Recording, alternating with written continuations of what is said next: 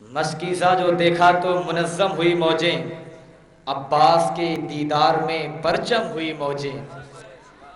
مشکیزہ جو دیکھا تو منظم ہوئی موجیں، عباس کے دیدار میں پرچم ہوئی موجیں، اور پانی کا گلا شیر نے پنجے میں دبایا۔ توجہ چاہوں، پانی کا گلا شیر نے پنجے میں دبایا، دم گھٹنے لگا نہر کا بے دم ہوئی موجیں۔ پانی کا گلا شیر نے پنجے میں دبایا، دم گھٹنے لگا نہر کا بے دم ہوئی موجیں۔ اور عباس کے شانوں پہ جو بکھری ہوئی دیکھی، عباس کے شانوں پہ جو بکھری ہوئی دیکھی، ان زلفوں کی تکلیف میں ریشم ہوئی موجیں، ان زلفوں کی تکلیف میں ریشم ہوئی موجیں۔ حضرات یہ تھے جناب حافظ قیصر رضا متعلم دارالنظامیہ، جو بڑے اچھے کلام آپ سامعین کی سماعتوں کے حوالے کر رہے تھے۔ اب میں آواز دے رہا ہوں جناب مولانا عارف صاحب کو، جن کا موضوع ہے امام اعظم کی فقہی بصیرت، متعلم دارالنظامیہ۔ لیکن ان سے میں ایک شعر پڑھنا چاہتا ہوں۔ جتنے بھی لوگ خواجہ غریب نواز کے ماننے والے ہیں، ماشاءاللہ ہم لوگ ہندوستان میں رکھتے ہیں، دونوں ہاتھوں کو اٹھا کے بولے یا غریب نواز۔ مجھے یقین ہے اگر آپ لوگ خاموش رہیں گے یا نہ رہیں، لیکن ہمارے سعید بھائی خاموش نہیں رہیں گے، کہ چاہنے والوں کا جان بنے بیٹھے ہیں، چاہنے والوں کا ایمان بنے بیٹھے ہیں، ہر مسلمان کی وہ جان بنے ہیں۔ چاہنے والوں کا ایمان بنے بیٹھے ہیں، ہر مسلمان کا جان بنے بیٹھے ہیں۔ اور ہند والوں اپنے خواجہ کی کرامت دیکھو، 800 سال سے سلطان بنے بیٹھے ہیں۔ ہند والوں اپنے خواجہ کی کرامت دیکھو، ہند والوں اپنے خواجہ کی کرامت دیکھو، 800 سال سے سلطان بنے بیٹھے ہیں، چاہنے والوں کا ایمان بنے بیٹھے۔ منبر نور پر جلوہ بار موقر علماء اہل سنت و جملہ حاضرین گرامی، السلام علیکم ورحمۃ اللہ تعالی وبرکاتہ۔ لک الحمد یا اللہ والصلاة والسلام علی رسول اللہ، اما بعد فاعوذ باللہ من الشیطان الرجیم، بسم اللہ الرحمن الرحیم۔ قال اللہ تبارک و تعالی فی القرآن المجید، انما یخشی اللہ من عبادہ العلماء۔ وقال رسول اللہ صلی اللہ تعالی علیہ وسلم، من یرید اللہ بہ خیرا یفقہہ فی الدین۔ صدق اللہ المولانا العظیم وصدق رسولہ النبی الامین الکریم، ونحن علی ذلک لمن الشاہدین والشاکرین، والحمد للہ رب العالمین۔ صلو علی الحبیب، پڑھیے درود شریف۔ اللہم صلی علی سیدنا شفیعنا حبیبنا مولانا محمد معدن الجود والکرم، مع العلم والحلم والحکم وآلہ بارک وسلم۔ اللہ تبارک و تعالیٰ قرآن مجید میں ارشاد فرماتا ہے، انما یخشی اللہ من عبادہ العلماء، بے شک اس کے بندوں میں اللہ تعالیٰ سے صرف علماء ہی ڈرتے ہیں۔ حضرات، میرا موضوع امام اعظم رضی اللہ تعالیٰ عنہ کی فقہی بصیرت ہے، کیونکہ آج دنیا کو امام اعظم رضی اللہ تعالیٰ عنہ کی فقہی بصیرت سے روشناس کرانا وقت کی اشد ضرورت ہے۔ دوستو، عقل و دانش، فہم و فراست اللہ تعالیٰ کی عظیم نعمتیں ہیں۔ قرآن و حدیث کے دلائل و براہین، احکام و تعلیمات، اسرار و معارف سمجھنے کے لیے ضروری ہے کہ مومن ان نعمتوں سے مالا مال ہو۔ ارشاد باری تعالیٰ ہے، ان فی ذلک لآیات لقوم یعقلون، بے شک اس میں نشانیاں ہیں عقل والوں کے لیے۔ دوسری جگہ رب تبارک و تعالیٰ نے ارشاد فرمایا، قد فصلنا الآیات لقوم یفقہون، بے شک ہم نے مفصل آیتیں بیان کر دی سمجھ والوں کے لیے۔ ان آیت مبارکہ سے معلوم ہوا کہ قرآن حکیم کے دلائل و براہین سمجھنے کے لیے عقل و فہم کا ہونا ضروری ہے۔ حضرات، حضرت امام اعظم رضی اللہ تعالیٰ عنہ بھی بحر شریعت و طریقت کے تیراک اور رموز حقیقت کے شناسہ تھے۔ فراست و ذکاوت میں ممتاز اور تفقہ فی الدین میں یکتائے روزگار، پوری دنیا آپ کے محاسن و اوصاف سے بخوبی واقف ہے۔ تدوین قانون اسلامی کا آغاز عظمت و کرامت کا نورانی تاج ہے، جو امام اعظم کی لقب کی صورت میں امام الائمہ سراج الامہ حضرت امام اعظم ابو حنیفہ رضی اللہ تعالیٰ عنہ کی مبارک ذات پر رونق افروز ہوا۔ امام حقیقی جل مجدہ نے آپ کو اپنی شانی فیاضی سے بے مثال قابلیت، فہم و ذکا، بے نظیر حافظہ، فصاحت و بلاغت، سروری قلم و لسان، شہبازی زبان علماء نے بیان کیا اعلیٰ صلاحیتوں سے نوازا تھا. آپ تک کی استنباط مسائل و تفریعات شرعیہ میں آپ کو وہ توافر حاصل تھا کہ فقہا محدثین اپنے اشکالات کے جواب حاصل کرنے کے لیے اس منبع علم و حکمت کی بارگاہ دانش کے محتاج رہتے تھے. چنانچہ حضرت امام شافعی رضی اللہ تعالیٰ عنہ نے فرمایا من لم ينظر فی کتب ابی حنیفہ لا یتبحر فی الفقہ، یعنی جو ابو حنیفہ کی تصانیف پر نظر نہیں رکھتا وہ فقہ میں تبحر حاصل نہیں کر سکتا. حضرت امام شافعی جب کبھی امام اعظم کے کمالات حالیہ کا اظہار کا ارادہ فرماتے تو جذبات کے عالم میں پکار اٹھتا ہے من اراد ان یعرف الفقہ فیلزم ابا حنیفہ واصحابہ وان الناس كلهم عیال علیہ فی الفقہ، یعنی جو چاہے کہ فقہ کی معرفت حاصل کرے اس کو چاہیے کہ ابو حنیفہ اور آپ کے شاگردوں کی صحبت کو لازم کر لے، اس لیے کہ سب لوگ فقہ میں ان کے محتاج ہیں.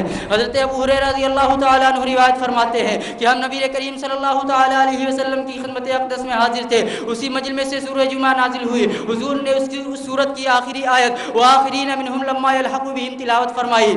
تو حاضرین نے عرض کیا یا رسول اللہ صلی اللہ تعالیٰ علیہ وسلم یہ آخرین کون لوگ ہیں؟ حضور نے سکوت فرمایا. حاضرین کے بار بار اصرار کرنے پر حضور اقدس صلی اللہ تعالیٰ علیہ وسلم نے حضرت سلمان فارسی کے کندھے پر اپنا دست اقدس رکھ کر ارشاد فرمایا لو کان الایمان عند ثریا لنا له رجال من هؤلاء، اگر ایمان ثریا ستارے کی بلندی پر بھی ہوگا تو ان کے کچھ لوگ ایمان کو وہاں سے بھی لے آئیں گے.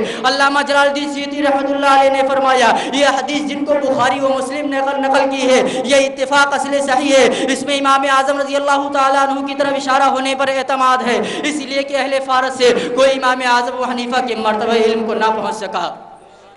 حضرات امام اہل بیت امام محمد باقر نے میں نے بہت پہلے ابو حنیفہ کو دیکھ کر یوں ہی نہیں کہہ دیا تھا کہ ما احسن ہدیہ و سمتہ و ما اکثر فقہہ، یعنی کیا سندرتا ہے اس شخص کے کردار میں اور کیا فراوانی اس کے علم و تفقہ میں. دراصل امام محمد باقر کی نگاہ فراست تاڑ گئی تھی کہ دنیا فقہ کا مستقبل ابو حنیفہ سے جڑا ہے.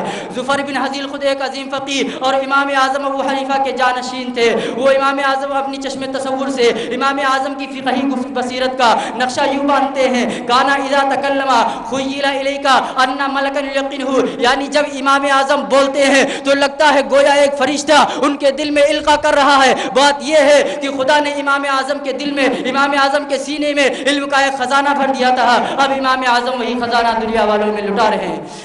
حضرت امام اعظم رضی اللہ تعالیٰ عنہ کی فقہی گفتگو کے تعلق سے میں ایک مسئلہ آپ کے سامنے رکھتا ہوں. ہر دور میں مخالفوں نے حاسدوں نے ظلم و حسد کو روا رکھا. اسی طرح ہمارے امام اعظم رضی اللہ تعالیٰ عنہ کے متعلق آپ کے مخالف و حاسدوں نے یہ بات مشہور کر رکھی تھی کہ امام اعظم قیاس پر عمل کرتے ہیں، حدیث شریف پر عمل نہیں کرتے. ایک مرتبہ امام اعظم رضی اللہ تعالیٰ عنہ امام محمد باقر رضی اللہ تعالیٰ عنہ کی خدمت میں مدینہ طیبہ حاضر ہوئے تو امام باقر